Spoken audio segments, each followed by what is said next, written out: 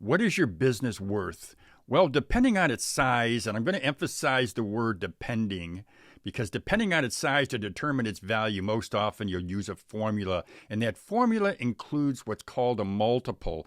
In this video, I'll explain the process. I'm going to outline the two most common approaches that are used to value a business, and I'm going to share examples of each. I think that'll help illustrate our points. Now, after I discuss those methods, I'm going to answer two of the most common business valuation questions that I receive from viewers at my channel Over 50 TV and also here on Side Hustle Rules. And then at the very end of this video, I'm going to give you 3 reasons why business valuations can fail. I think that's an important thing that you really should be looking at, is why can a business valuation fail, even though I've given it a lot of study, a lot of thought. But also at the very end, what I'm going to do is I'm also going to include something that I want you to think about, something that I think is very important. It covers the overall approach to valuing a business. That's all up next right here on Side Hustle Rules. Come on.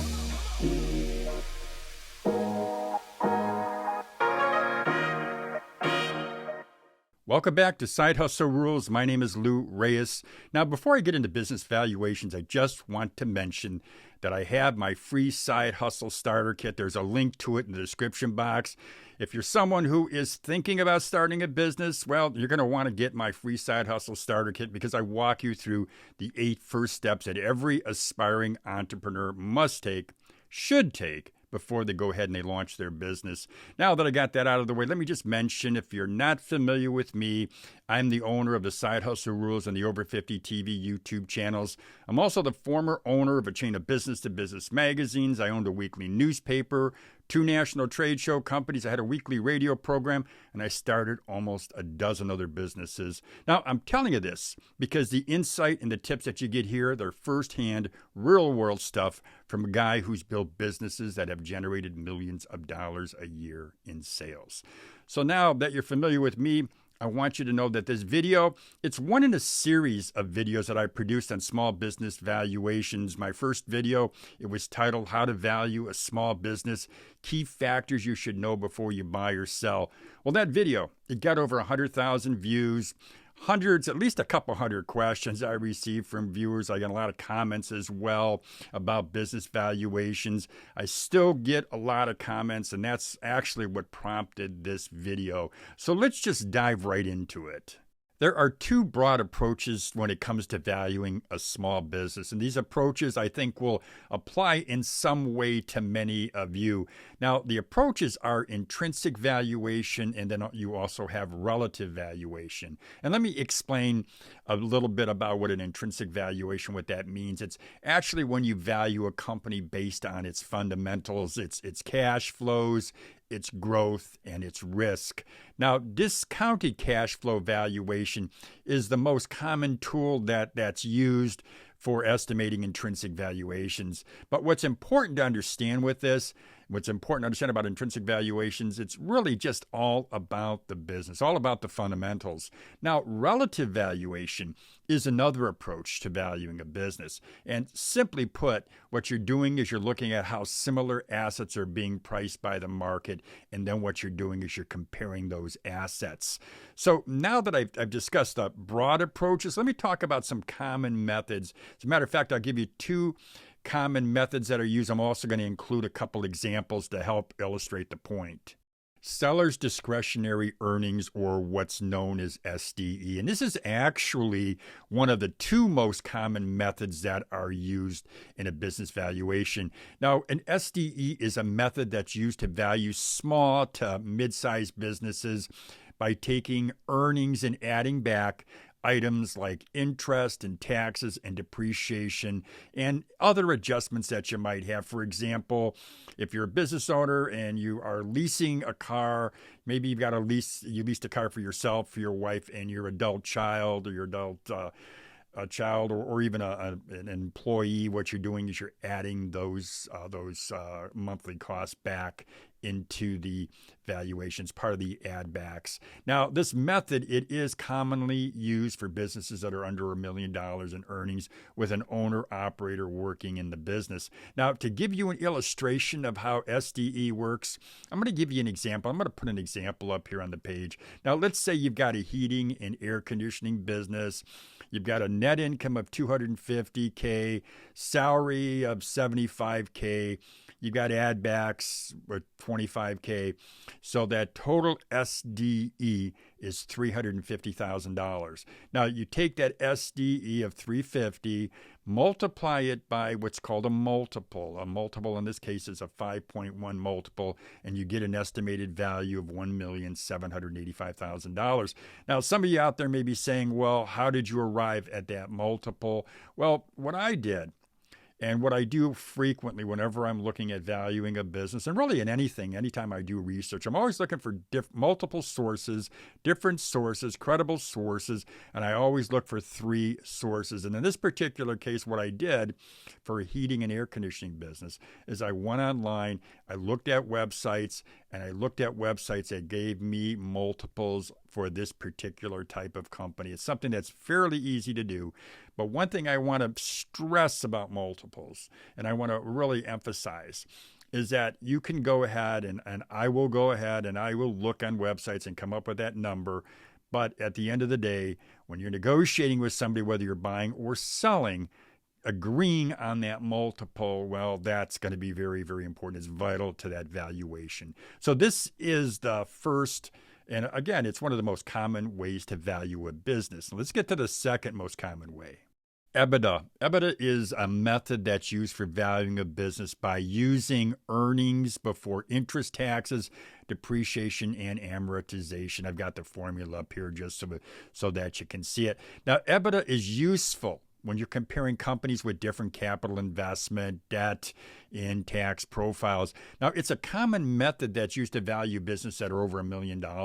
Now, to help you to understand EBITDA, I put together an example here for you. Let's just say, for example, that your business is doing $400,000 net income. You got a manufacturing business. And I think what I did is I looked up a consumer manufacturing business. So net income of $400,000. You've got add backs of $225,000. So your EBITDA, your EBITDA, is $625,000. And you can see by this example. And again, this is for businesses that are in this industry of comparable size. It's a 1 to 3 million EBITDA. The average multiple for this type of business is 6.8. And this isn't, again, that's a number, a multiple that I did look up. And you can look it up on Google, you can look at other websites. You can also talk to people in the industry to get a feel for it. But again, it's one of those things where you're just going to have to find common ground when you're talking to either a buyer or a seller and you're going with this method. Now, by taking that EBITDA of $625,000 times 6.8 multiple, you get an estimated value of this company of $4,250,000 for this particular company. Now, I just want to stress that these are examples, and I've given you a broad kind of like broad strokes, but I wanted to show you the formulas that are being used when it comes to the 2 most common ways of valuing a business. Now, let me address 2 of what I will say are the most common questions, at least the most common questions that I've received in the last maybe 30 days or so. When it comes to questions about valuations, and I get viewers who will contact me. One question: should I include inventory in my business valuation? Well, here is the easy answer. If the purchase price includes inventory, well, then the business valuation should include inventory. If the inventory is in addition to the purchase price, meaning it's not included, well, then you're going to value that separately. Now, I will say, there's no common way to approach this. Now, I do know in retail, quite often you're going to value inventory separately, especially if you're looking at a FIFO, which means first in, first out. And if I'm talking to someone, they've got a retail business, and let's just say it's a grocery kind of a business or something with a product that expires. Well, sometimes they might have that product on the shelf for a long time. You just have to negotiate, you have to understand. I ask a lot of questions, and I'm sure you'll be doing that same thing if you decide you're going to buy a business. If you're selling a business, well, should you include your inventory? It's going to be up to you. Each situation is unique, and it usually comes down to the seller and the buyer reaching an agreement. Now, the second most asked question I receive involves goodwill. Lou, should I include goodwill in my valuation? Well, I don't value goodwill. I personally don't value goodwill as much as maybe other folks would value it. Now, I know that goodwill, it's an intangible asset that my opinion anyway, what I've seen is some sellers will really want to inflate that goodwill. It's just a combination, or I shouldn't say just, it is a combination of business performance, customer relationships, which are important, supply contracts, intellectual property, which could be patents or trademarks, but it also includes your employees or your brand or reputation. It's a discretionary number. I don't have a hard, fast rule with this, but I often would rather look at the numbers, but each valuation has a story, and you got to consider that each one has a story, and what does that story tell you? Now, I want to leave you with 3 reasons why business valuations fail. The first is bias. The second is uncertainty. And the third is complexity. Now, what I'm sharing with you is what I've learned and how how I've been influenced by Aswath Damodaran. Hope I'm pronouncing his name properly. He's a leading authority on business valuations. He teaches corporate finance and valuation at the Stern School of Business in New York, at New York University. And when he says bias and uncertainty and complexity, I've seen this many, many times, and certainly Aswath has influenced me when it comes to business valuations. Let me explain it the way he explains it. I think that might be the easiest way. When he says bias, he says most people, they have a preconception of what they expect to see as the value. You almost never start with what he says is a blank slate when you value a company. Everything you've read, everything that you know about that company is going to become part of that preconception. The more you know, the more preconceptions you have. And really the bottom line, what he's saying here is your bias can affect your judgment. And that has certainly happened to me. When I sell a business, I have a feel for it, an understanding of it, and I'm going to be biased towards my business. I expect a high value or a higher value. So it's important about when it comes to understanding bias. Now, the second thing he says is uncertainty.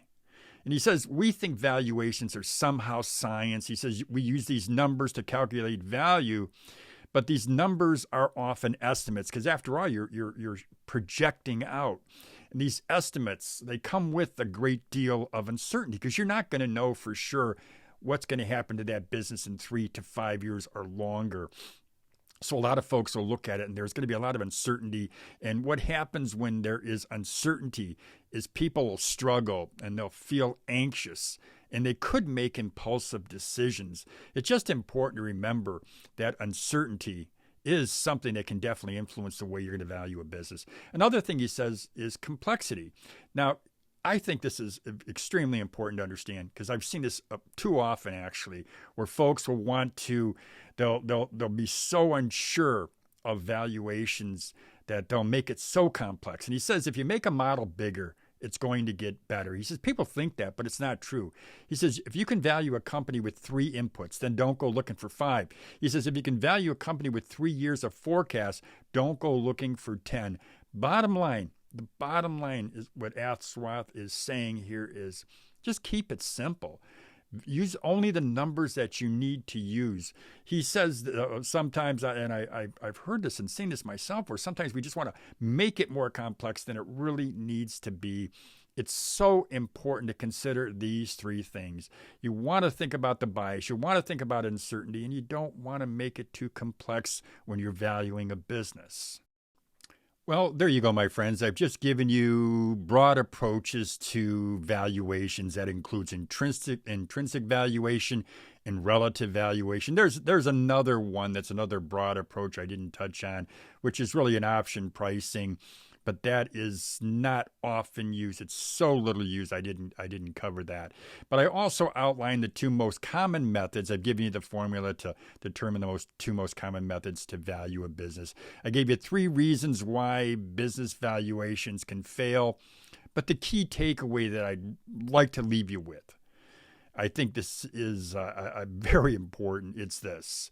When it comes to valuing a business, whether you're a buyer or you're a seller, when it comes to getting that right value, the true value, what you want to consider the real value, well, you know what? It often comes down to your negotiation skills. Well, that's all I got for you. As I said, if you have any questions, go ahead and send them to me. Have any comments? I'd love to see them.